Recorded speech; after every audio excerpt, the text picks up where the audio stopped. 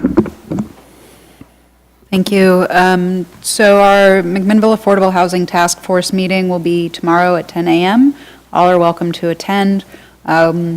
Our agenda tomorrow includes a video conference with the City of Bend housing staff, which we've been trying to do for quite a while. So we're excited to be hosting them and learn from them and some of the work that they've done to increase affordable housing.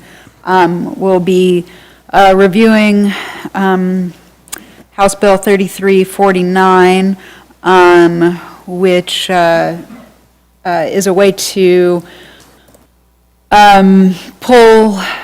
sorry, I had it pulled up in front of me. It's a way to increase revenue that can be used for housing initiatives and homelessness by excluding some tax exemptions on second homes or third homes, so people that own multiple residences. And I have a lot of different things pulled up, so I'm sorry I had it pulled up so I could just read the first paragraph of it, which says it nice and clearly, but I don't see it now. So, and then we will be reviewing a grant that the McMinnville School District has, a McKinney-Vento grant to increase some funding for our homeless liaisons in the school district. We anticipate a motion to support that grant coming from our committee, and hopefully that will help them get that, increase their resources to serve our homeless youth. As a reminder, just in K through 8, so just 8th grade and below, we do have 230 homeless students. And then we'll be reviewing a floating zone update. So one of our subcommittees has been working on an RFP for innovative housing pilot project, and this is being designed so that up to 2 areas in McMinnville could, if they had the correct zoning and they're in the correct area, could elect to participate in a program that would essentially provide transitional housing. It would allow for a tiny house village or something of that type to go in. So we've had that in development, and so we'll be getting an update on that. And then, let's see. I also wanted to let you know that Champion Team, who is the managing nonprofit for our Safe Overnight Parking program, brought in a team of volunteers a week ago and did go out to Dustin Court and Marsh Lane, organized both for garbage collection and sharps collection. And so we were able to remove a tremendous amount of debris. Of course, McMinnville Water and Light had just done something similar on Marsh Lane, so there was less on Marsh Lane, but there was quite a bit on Dustin Court that we were able to remove, including cleaning out toilets and working with individual families out there to help them clean up their areas. Additionally, the Housing Solutions meeting will be on May 17th. This is a countywide effort being led by Commissioner Kula with the cities of Newburgh and McMinnville, a number of nonprofits in Providence, and Mr. Mayor, you can probably speak to it better than I have, attending those meetings. But this has been an important effort that's resurfaced in important county effort that's resurfacing because, of course, as we know and as we've heard, the problem with homelessness is not just a McMinnville problem. It is not just a regional problem or a state problem. It is a problem up and down the West Coast where there are huge spikes of homelessness in every community. And in our local area, we know that to be very true from Newburgh to West Valley.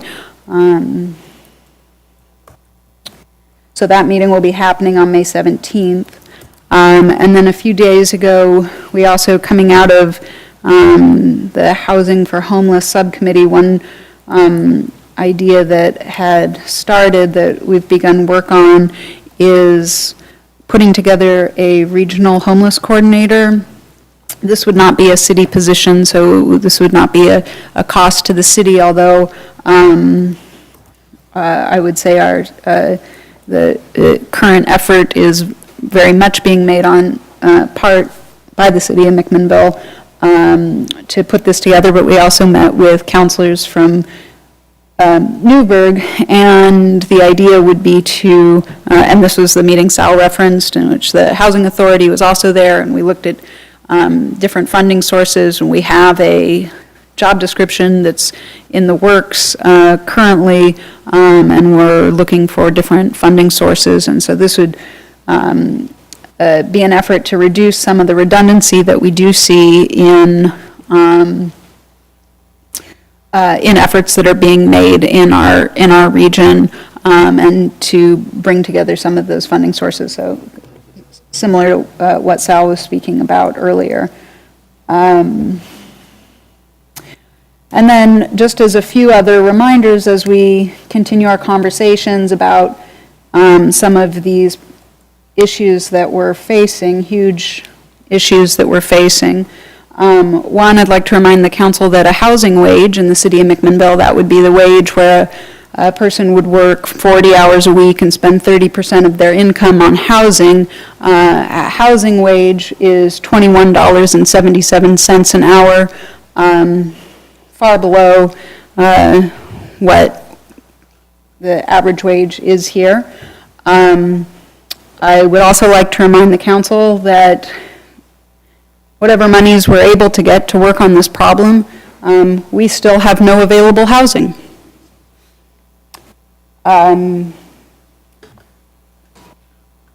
Spending a fair amount of time working with members of our homeless community.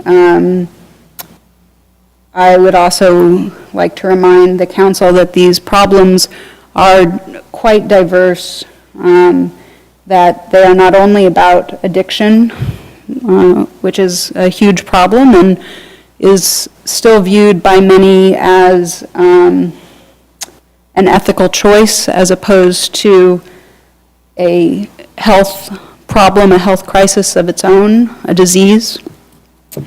There are tremendous problems with mental health among some of our homeless, and we severely lack mental health resources in our area